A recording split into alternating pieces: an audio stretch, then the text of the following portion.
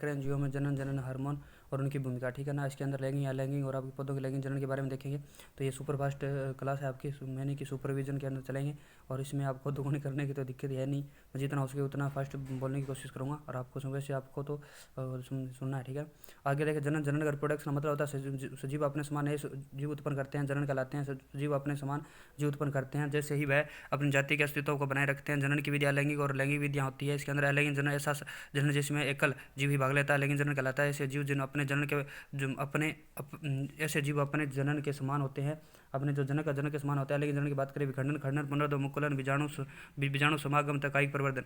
विखंडन की बात करें फिजन बोलते हैं, जिसको यह एक कोशिका जीव होता है जो विखंडन में एक कोशिका से दो या दो से अधिक कोशिका संतति कोशिकाओं में विभाजित हो जाती है। विखंडन के दो प्रकार होते हैं, द्विविखंडन, बहुविखंडन। द्विविखंडन यह अनुकूल परिस्थिति में होता है, पहले केंद्रक के दो भागों में विभाजित हो जाता है, फिर कोशिका द्रव्य का विभाजन होता है। अमीबा, यूग्लिना, बैक्टीरिया तथा लेशमानिया में द्विविखंडन पाया जाता है। उसके बाद यहाँ पर देखें, अमीबा में द्विविखंडन किसी भी तल में हो सकता है। लेशमानिया में द्विविखंडन एक निश्चित तल में होता है। ये अमीबा के अंदर इस प्रकार द्विविखंडन होता है। उसके बाद ये आपका लेशमानिया के अंदर आपका एक तल के अंदर होता है। प्लाज्मोडियम के अंदर बहुविखंडन होता है, प्लाज्मोडियम में बहुविखंडन पाया जाता है। इस प्रकार से बहुविखंडन की बात करते हैं। मल्टीफ्यूजन या प्राय प्रतिकूल परिस्थिति में होता है, जब केंद्र अनेक संतति केंद्रकों में विभाजित हो जाता है और फिर केंद्र के चारों ओर थोड़ा थोड़ा कोशिका द्रव्य भी एक्टिव हो जाता है। अनुकूल परिस्थितियाँ होने पर अनेक संतति जीवों में बनते हैं। उदाहरण मलेरिया परजीवी तथा प्लाज्मोडियम होता है। इसके अंदर आपका मुख्य रूप से बहुविखंडन पाया जाता है। आपके खंडन की बात करें, खंडन यह केवल यह सरल संरचना वाले बहुकोषीय जीव पाया जाता है। जीव के जितने टुकड़े हो उतने ही उसके नए जीव आपके निर्मित हो जाते हैं। जैसे स्पाइरोगारा के अंदर आपका खंडन पाया जाता है। उसके बाद मुकुलन, इसमें जीव के शरीर पर एक उभार उत्पन्न हो जाता है, जिसे मुकुल कहते हैं। मुकुल छोटा सा यानी पूर्ण जीव है जो विकसित होता हो जाता है और जो जनक से अलग हो जाता है। उदाहरण देखें, हाइड्रा और ईस्ट के अंदर, खमीर के अंदर आपके मुख्य रूप से मुकुलन पाया जाता है। ये ईस्ट कोशिका के अंदर विकसित होता है। ये मुकुलन नवीन मुकुलन और आपके मुकुलन श्रृंखला बन जाती है। उसके बाद देखें, पुनर्धन या पुनर्जनन, सरल प्राणियों में शरीर के कई टुकड़ों में कट दे या कट जाए तो प्रत्येक टुकड़े से नया जीव बन जाता है। इसी प्रकार पुनर्धन कहलाता है। हाइड्रा प्लेनेरिया पुनर्धन के विशेष कोशिकाओं द्वारा संपादित होती है। इन कोशिकाओं में क्रम प्रसरण में अनेक कोशिकाओं के समूह में परिवर्तन के दौरान विभिन्न प्रकार की कोशिकाएं उत्तक बनाती है। तो यह आपका प्लेनेरिया के नाम पुनर्धन पाया जाता है। यह परिवर्तन बहुत अव्यवस्थित एवं क्रम में होता है। इसे परिवर्धन कहते हैं। पुनर्धन जनन के समान नहीं है, क्योंकि किसी भी जीव के भाग कटने से भाग नया जीव नहीं बनता है। उदाहरण देखें, छिपकली के कुछ कटने से छिपकली नहीं बनती है।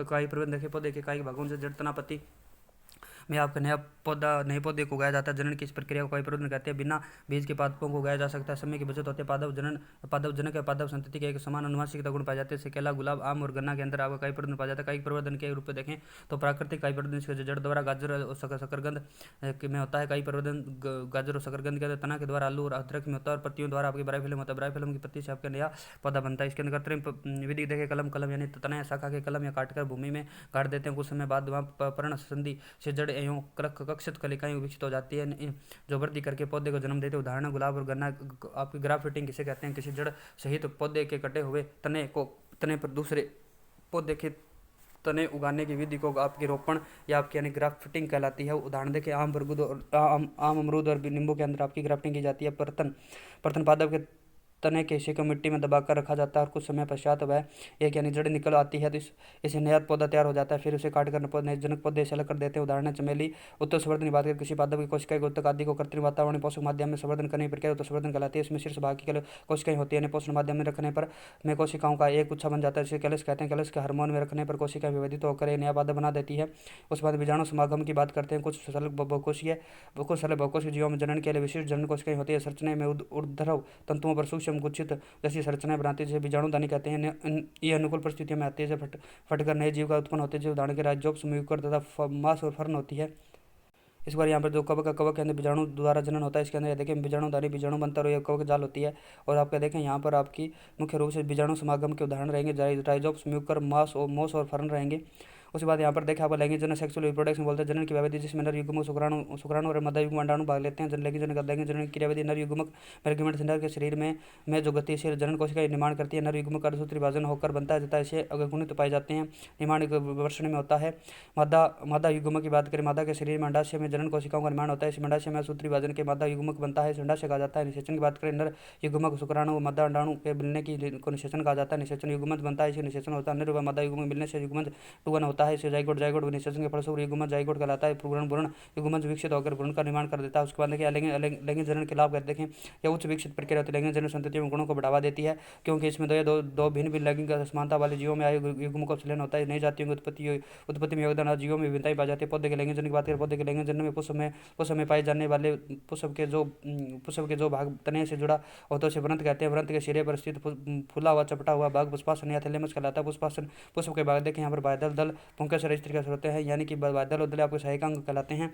पुंकेसर इस तरीके से आवश्यक अंग होते हैं, जिसके इसे आवश्यक यानी असेंशियल ऑर्गन्स कहा जाता है। पुष्प में कार्य देखें, पुष्प के कार्य आकर्षण या आकर्षण या बनाना व रक्षा करना होता है। इसके अंदर जनन का कार्य करते हैं आपके पुंकेसर इस तरीके से। इसके अंदर यहाँ पर डायग्राम देखें, यहाँ पर परंत है, ये पुष्पासन है, ये बादल या दल हो जाता है। उसके बाद यहाँ पर इस तरीके से पुंकेसर पाया जाता है, जननांग कहलाता है। जननांग की उपस्थिति के आधार पर पुष्प दो प्रकार के होते हैं। इसमें लैंगिक जनन पुष्प, जब पुष्प में पुंकेसर इस तरीके से दोनों में से कोई भी एक जननांग उपस्थित होता है, जैसे पपीता और तरबूज है। इसके अंदर अलैंगी पुष्प अलैंगी आपका पुष्प कहलाता है। पपीता और तरबूज द्विलिंगी पुष्प यानी उभयलिंगी, जिसमें इस तरीके से पुंकेसर दोनों उपस्थित होते हैं। जैसे गुड़ाला और सरसों के अंदर जननांग पुंकेसर दो भागों में परागकोश, इसमें परागकणों का संचय होता है। परागकण पीले रंग का पाउडर जैसे चिकना होता है। इसके अंदर पूतंत्र या फिलामेंट की बात करते हैं, लंबा पतला डोर समान होता है, पुष्पासन से जुड़ा रहता है। इसके अंदर ये परागकोश है, ये पूतंतु है। उसके बाद इधर देखें, इस तरीके से मादा जनन तंत्र तीन भागों में होता है। वर्तिकाग्र स्टिग्मा बोलते हैं, जिसको यह परागकण आकर चिपकता है और परागकण में क्रिया होती है। वर्तिकाग्र स्टाइला के अंदर नलिकाकार आपका नलिकाकार भाग जो वर्तिका जोड़ता है। और अंडाशय यानी ओवरी की बात की पुष्प के अंदर में स्थित होता है, जिसमें बीजाणु बनता है। प्रत्येक बीजाणु में एक अंडकोशिका होती है। इस प्रकार से बीजांड या अंडाशय के बाद वर्तिकाग्र बनता है। उसके होता है इसमें निषेचन के पश्चात भ्रूण बनता है। उसके बाद इस तरीके से कार्य देखें, परागकण वर्तिकाग्र की क्रिया करता है और इसे पराग नलिका के निर्माण होता है, जो कि वर्तिकाग्र से होता है। अंडाशय में तक जाती है और अंडाशय में आपका नर मादा युग्मक का संलयन होता है और भ्रूण का निर्माण होता है। परागकणों को आपका यानी द्रव नाइट्रोजन यानी -196 डिग्री सेंटीग्रेड में कई वर्षों तक भ्रमण करके आपका भंडार करना संभव होता है। परागकण की बात करें, पॉलिनेशन क्या होता है,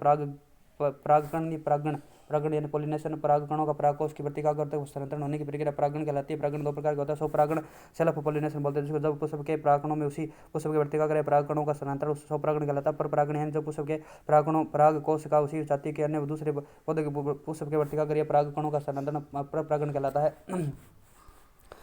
पर परागण के बाद हम देखें, यहाँ पर आपका वायु परागण होता है, हवा द्वारा होता है, कीट परागण कीटों द्वारा होता है, जल परागण जल द्वारा होता है, जंतु परागण जंतु द्वारा होता है, पक्षी परागण पक्षी द्वारा होता है। मेलोकोफिलस घोंगे द्वारा होता है। चीरोपटेरीफिलस ये आपके मुख्य चमगादड़ द्वारा होता है।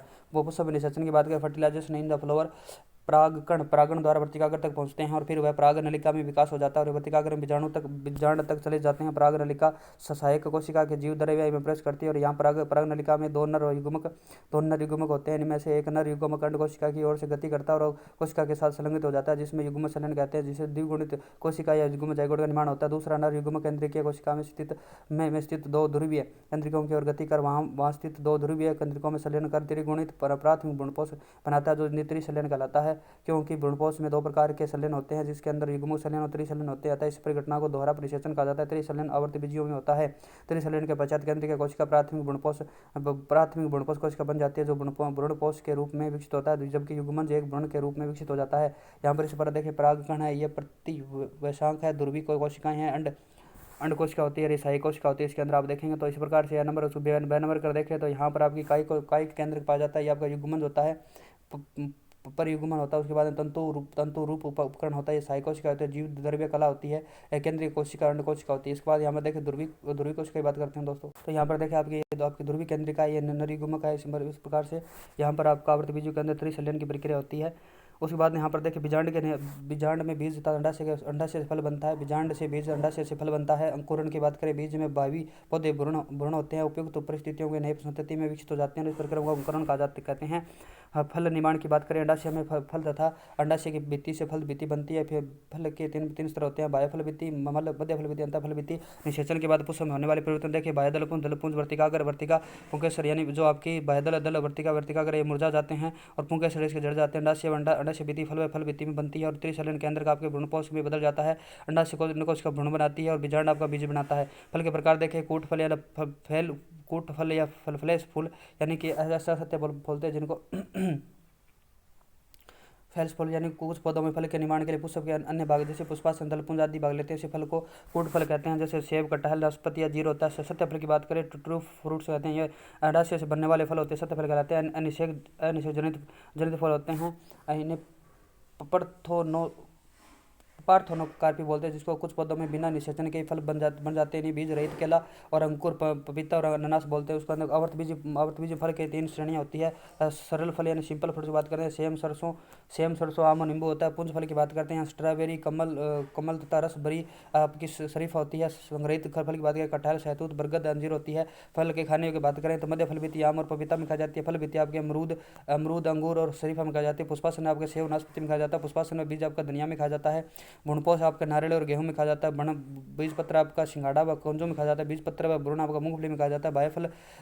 बाह्य मध्य फल बीती आपके बेर में खाई जाती है। रसीले बिल चौल अनार में खाए जाते हैं। रसीले रोम आपके नींबू में खाए जाते हैं और रसीले रोम आपके नींबू में लिए जाते हैं। फल बीती के और बिजाडा सना टमाटर में खाया जाता है। उसके बाद बीज प्रकरण की बात करें, फलों में बीजों का एक समान दूसरे स्थान पर जाना, उचित परिस्थिति में अंकुरण होना या सहजिन आपका यानी कि ड्रमस्टिक आपका द्विफल यानी मैपिल जैसे पादपों में पंख युक्त बीज घास के हल्के बीज यानी आकर मदार व सूरजमुखी में रोम युक्त बीज व फल का पवन द्वारा प्रकीर्णन होता है। जंतु का द्वारा प्रकीर्णन देखें ये आपके यूरेना या आपकी जेंथीमियम इनके कांटेदार हुक होते हैं, उसके द्वारा होता है। उसके बाद मानव में लैंगिक जीवन की बात करते हैं, किशोरावस्था के अंदर जीवन काल की व्यवधि जिसमें व्यक्ति के शरीर में विभिन्न परिवर्तन होते हैं, जिससे शरीर बच्चे से युवा में परिवर्तित हो जाता है। 13 से 19 वर्ष के अंदर परिवर्तन, लंबाई का भार बढ़ना, शारीरिक परिवर्तन, नई लक्षण, संवेदनाओं में परिवर्तन होता है। यौनारंभ देखें, प्यूबर्टी जीवन के काल की वह अवधि जिसके अंदर व्यक्ति में विभिन्न प्रकार के परिवर्तन के साथ आपके नर और मादा शुक्राणु अंड मादा में अंड कोशिका का निर्माण शुरू हो जाता है, अर्थात जनन उत्तक परिपक्व होना प्रारंभ कर देते हैं। किशोरावस्था की अवधि को यौनारंभ कहते हैं। इसमें गौण द्वितीय अलग लक्षणों में विकसित हो जाते हैं। लड़के लड़कियों में लक्षणों में समानता होती है। गांजांग और जननांग क्षेत्र बालों पर अगना होता है। जननांग क्षेत्र का रंग गहरा होता है। त्वचा पर तेलीय पदार्थों का मुहासे से निकलना होता है। पैर, हाथ, चेहरों पर भी महीन रोम आने लगते हैं। अब समानता देखें, लड़कों में चेहरे का दाढ़ी मूंछ निकलती है, आवाज में फटना और शीशन के आकार में वृद्धि हो जाती है। उसके बाद देखें, लड़कियों में अंदर स्तन आकार में वृद्धि हो जाती है। मध्य भाग का रंग गहरा हो जाता है। दूध ग्रंथि का विकास हो जाता है। आवाज महीन व सुरीली हो जाती है। अंडवाहिनियां गर्भाशय योनि के बाहर में वृद्धि हो जाती है। रजो धर्मकार में हो जाता है। उसके अंदर किशोरावस्था में परिवर्तन के कारण परिवर्तन होता है। जैसे नर के अंदर टेस्टोस्टेरोन आपका होता है और उसके मादा में एस्ट्रोजन और प्रोजेस्टेरोन निकलते हैं। मानव प्रजनन की बात करें, रिप्रोडक्शन सिस्टम इन ह्यूमन जो जीवों के प्रजनन में भाग लेने वाले अंगों को प्रजनन अंग तथा एक जीव के सभी प्रजनन अंगों को सम्मिलित रूप से प्रजनन तंत्र सिस्टम कहते हैं। नर जनन तंत्र की बात करें, पुरुष के में श्रोणी क्षेत्र में अवस्थित ये अंग होते हैं। वर्षण, अधिवर्षण, शुक्रवाहिनियां, शुक्राशय, मूत्र, शीशन और प्रोस्टेट का ऊपर ग्रंथि पाई जाती है। वर्षण की बात करें, इसके अंदर वर्षण के उदर के बाहर वर्षण कोष या आपका स्कोरटल स्केल सेक पाया जाता है, जो वर्षण कोष में वर्षण का तापमान और उसके तापमान में 2 से 250 सेंटीमीटर कम रखता है, जो वर्षण में शुक्राणु बन सके। वर्षण एक अंडाकार संरचना होती है जो पेरिटोनियम नामक झिल्ली से घिरी रहती है। वर्षण में लगभग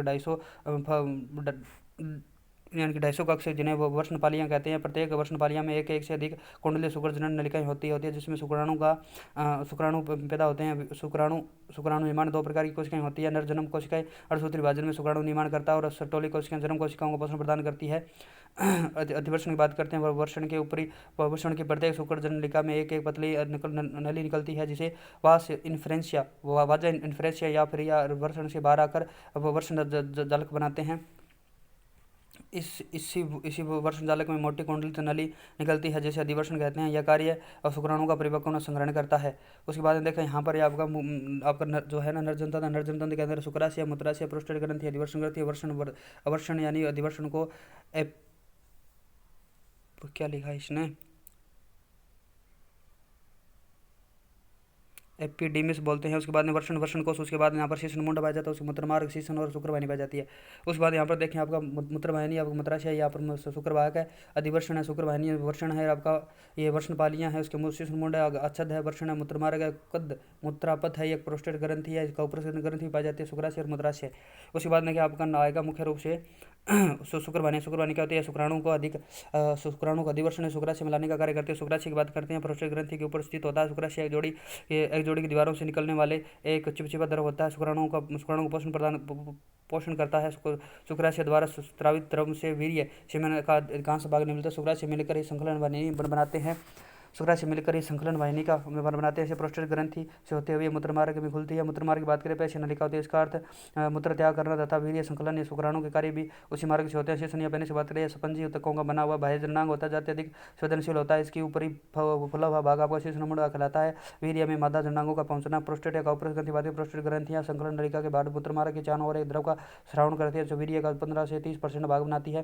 कार्य शुक्राणु को तैरने के माध्यम से वीर्य को गंध युक्त बनाती है। काउपरस ग्रंथि की बात करें, काउपरस ग्रंथि के अंदर आपका यह प्रोस्टेट ग्रंथि के नीचे मूत्रमार्ग के प्रोस्टेट ग्रंथि मूत्रमार्ग के दोनों ओर मटर के दाने के समान आकार की एक ग्रंथि होती है जो शुक्रद्रव के गड्ढेपन को कम करता है और मूत्रमार्ग को जीवाणु विहीन बनाता है। उसके बाद देखें वीर्य की बात करें, सीमन के शुक्राणु व प्रोस्टेट का शुक्राणु व प्रोस्टेट का उपरस ग्रंथियों के स्राव के मिलकर वीर्य का निर्माण होता है। मानव संकलन में 3 से 5 2.5 3.5। चलो दोस्तों, बीच में फोन आ गया था।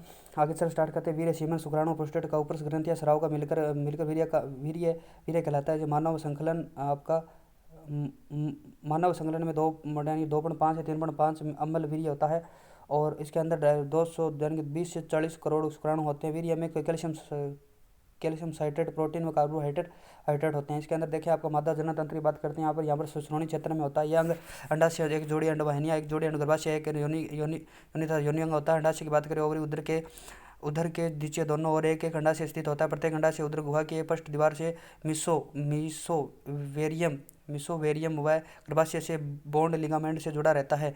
प्रत्येक अंडाशय उदर गुहा की पृष्ठ दीवार से मिसोवेरियम व गर्भाशय से बॉन्ड लिगामेंट से जुड़ा रहता है। प्रत्येक अंडाशय की पतली उपकला से ढका रहता है जो अंडाशय पेटिका से जुड़ी रहती है। पेटिका दो क्षेत्र होते हैं जिसके अंदर एक आपका परिधीय वलकुट होता है और एक आपका आंतरिक मध्यांश होता है। अंडाशय में 2 हार्मोन एस्ट्रोजन तथा प्रोजेस्टेरोन का श्रावण होता है जो ऋजुस्राव को नियंत्रित करते हैं। इस प्रकार आप देखें तो गर्भाशय, मूत्राशय और आपका जनन संघांग, मूत्रमार्ग, आपका भंगशेष और बृहत बगोष्ठ, लघु बगोष्ठ, योनि द्वार, उसके बाद मलाशय, ग्रीवा, योनि और गुदा आता है। इस प्रकार मादा जनन। इस प्रकार यहाँ पर देखें अंडाणु, फंडस, अंडवाहिनी, गर्भाशय, गुहा तथा गर्भाशय और उसके बाद गर्भाशय का अंतःस्तर, अंडाशय, गर्भाशय, ग्रीवा, योनि आती है। इस प्रकार आगे देखें आपका अंडवाहिनी का फ्लोपियन ट्यूब बोलते हैं जिसको प्रत्येक अंडाशय में एक नलिका शुरू होकर गर्भाशय से जुड़ती है। अंडवाहिनी कहलाती है। अंडाशयों को पूर्ण प्रयोग को बनाते हैं। निषेचन की क्रिया के स्थान होते हैं। गर्भाशय यूट्रस की बात करें, स्थित उदर गुहा के नीचे श्रोणी भाग में पीछे की ओर मलाशय भाग मूत्राशय होता है। गर्भाशय के नीचे एक भाग आपका जीवा यानी कि ग्रीवा योनि से खुलता है। उसके बाद कार्य निषेचन अंडाणु तथा भ्रूण परिवर्तन का होता है। यह पूर्ण विकसित बच्चे में भी यह विकसित होता है। पूर्ण विकसित बच्चे में नहीं विकसित होता है।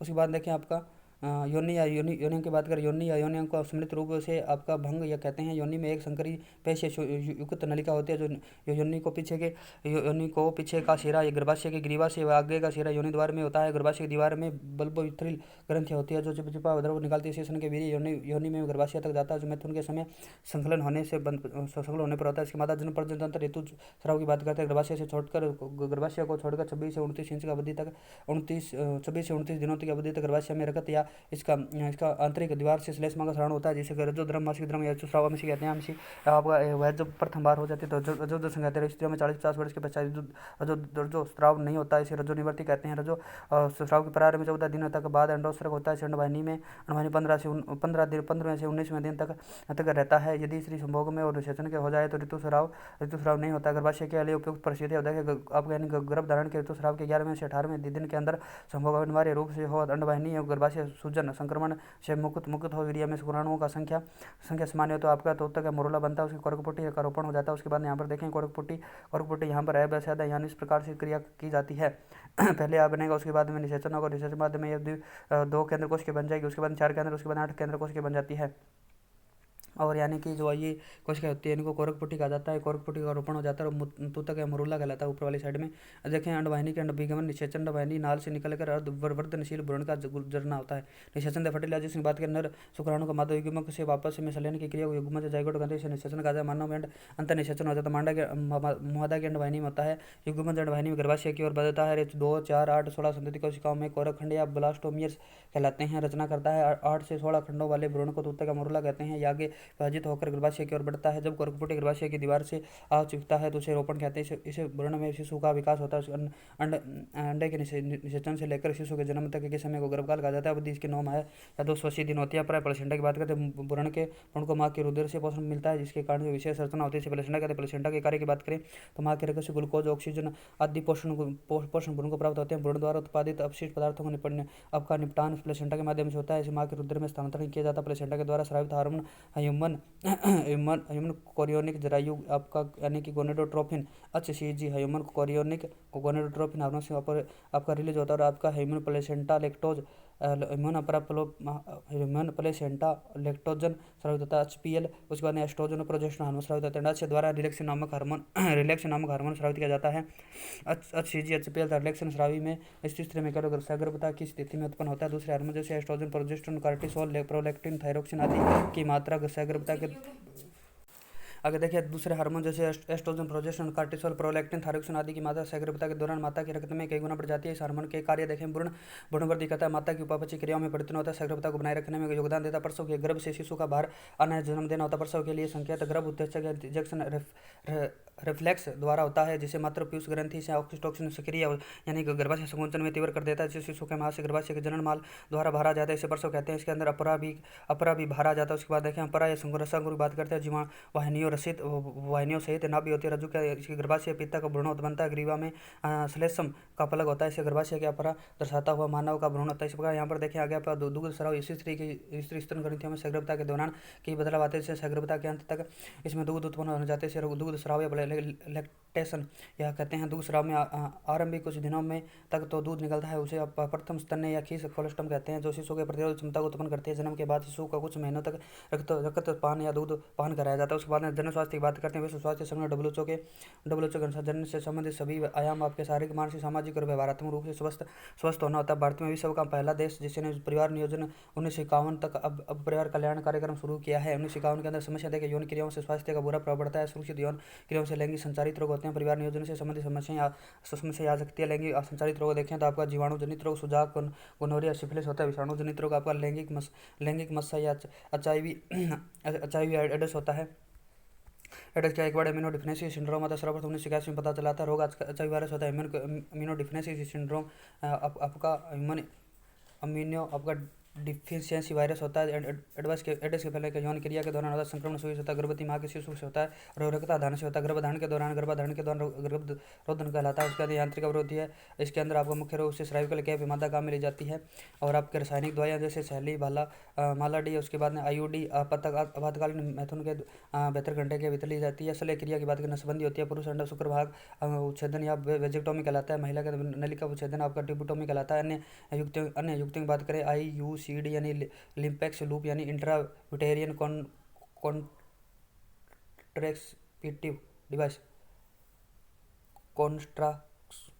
डिवाइस यानी कि आपका IUCD से बोलते हैं। कॉपर 7, उसके बाद multi load 37S copper T. उसके बाद हार्मोन मोचक IUD यानी प्रोजेस्ट्राट LNG आपकी 20। भ्रूण हत्या मादा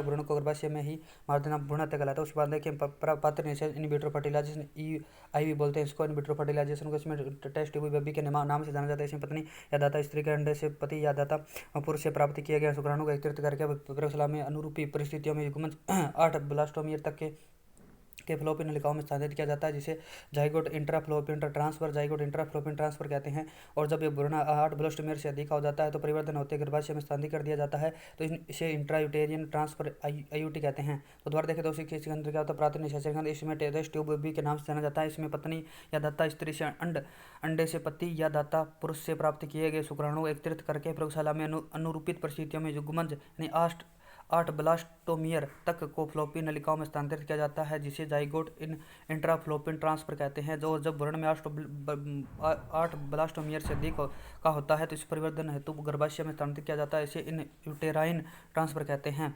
उसके बाद देखिए लाभ जो स्त्री या पुरुष सामान्य रूप से माता पिता नहीं बन पाते उनके लिए अच्छी तकनीक होती है। कारण देखिए अंडे का ना बना, शुक्राणुओं का कमजोर होना, वाहिनी में झचना होना, अन्य कारण सकते हैं कमी यानी कि यह तकनीक महंगी होती है। अनाथ या दीनहीन बच्चों को गोद नहीं लेकर इन विट्रो फर्टिलाइजेशन किया जाता है तो माता पिता संतान सुख प्राप्त कर सकते हैं। इसके बाद देखिए आगे क्लोन क्या होता है? क्लोन किसी किसी समरूप क्लोन कोशिका या किसी अन्य जीवित भाग अथवा संपूर्ण जीव को कृत्रिम रूप से उत्पन्न करने की प्रक्रिया क्लोनिंग कहलाती है। प्रथम क्लोन का नाम डॉली भेड़े पहला स्तनधारी था जो संस्था आपके रोजलिन इंस्टीट्यूट एडिनबर्ग स्कॉटलैंड की थी। क्लोन में सफलता प्राप्त की थी इयान विलियमेंट व इसके सहयोगी ने।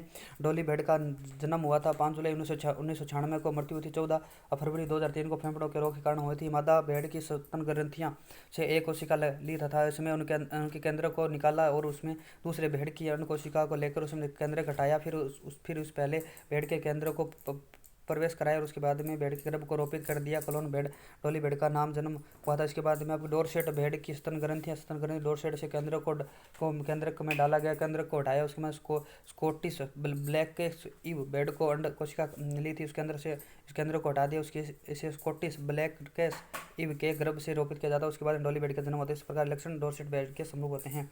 मिलते हैं नेक्स्ट वीडियो, तब तक के लिए जय हिंद जय भारत।